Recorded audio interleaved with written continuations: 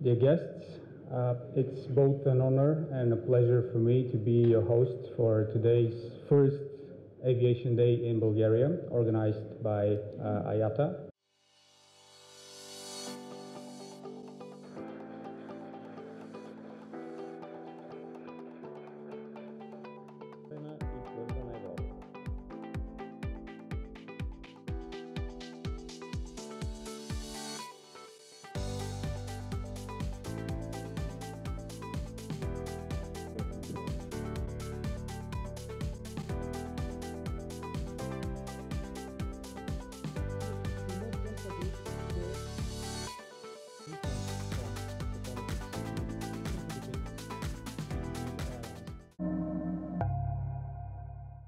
First and foremost, I would like to commence with a short overview on the past year, 2017, which was quite turbulent actually here in Europe, with some airlines going out of business.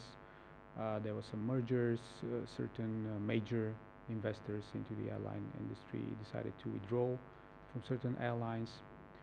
What is the overall health status of the industry here in Europe? The good news is it was one of the safest years in record in terms of an industry. So that highlights how important it is, and the number one priority of this industry, which is safety. And then tackling what you have questioned about, the complexity of doing business in Europe. I mean, it is a very difficult area to do business, and that is seen by the different challenges airlines of different sizes, of different models would have in Europe. And that is why we are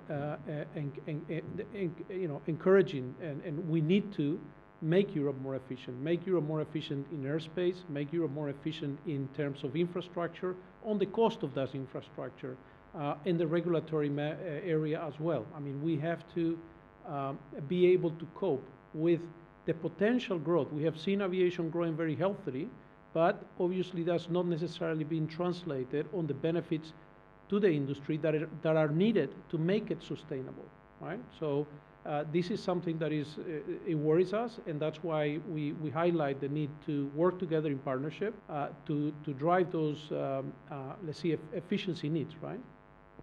It is almost 100 years since the first commercial flight took place in the world, and since then aviation is increasing global connectivity, and this is the great facilitator for the communication all around the world.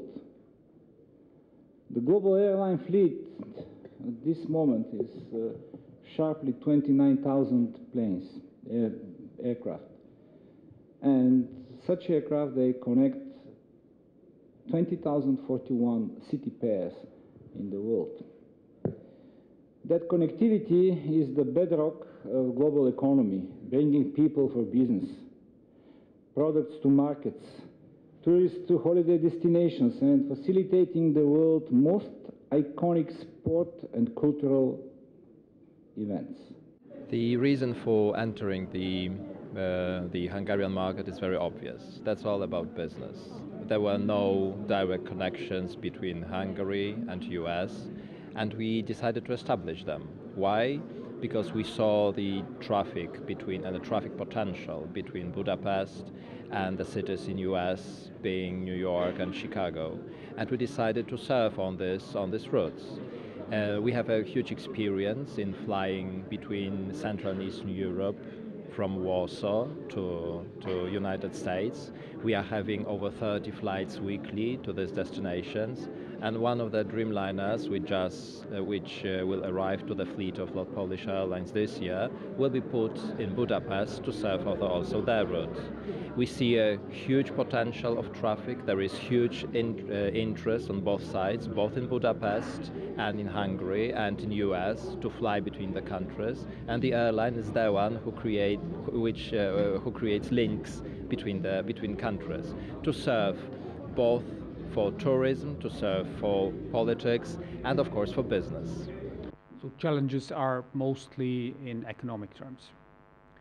Challenges are mostly in, I would say, yes, they all end up being economics, but I mentioned infrastructure in the air, infrastructure in the ground, the cost of that infrastructure, the efficiency of that infrastructure, right? Regulation that is fit for purpose, regulation that is adapted to make the industry successful for the better of the economies and the better of the customers.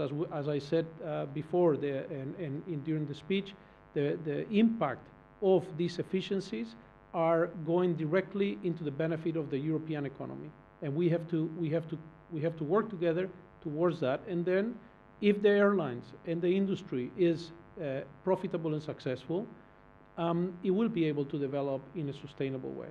The commercial situation and financial situation as described by some of the airlines is only worse for the majority of the airports in Europe. Out of the approximately 500 airports in Europe, more than 80% are loss-making. Of course, especially the small and medium-sized, but I think it's important to keep this in mind because we should not only look on the big airports, the big hubs, the European top 10 or 15 or 20, but again, majority of the airports is loss-making. Of course, the reason is because we all know our industry, aviation, I think, compared to other modes of transport, is the only one. We are fully, really based on the principle of user paid, right? I mean, railways, motorways are subsidized. I mean, we are paying everything ourselves. We're paying the security ourselves. We're paying the infrastructure ourselves. And infrastructure is heavy investment. And we never having the guarantee if we get really return on the infrastructure. If you invest into an airport, it's for 10, 20 years, it's long-term investment. Certain airlines, especially low-cost areas, they leave your airport within 2 weeks. And then you have an infrastructure there and you have invested hundreds of millions of euros. So I think just to balance also a little bit, it's not that airport have only an easy life these days. So. In 2017, airlines in the world safely transported 4,300,000,000 passengers, and they moved 62 million tons of cargo, valued at 6.7 or almost $7 trillion.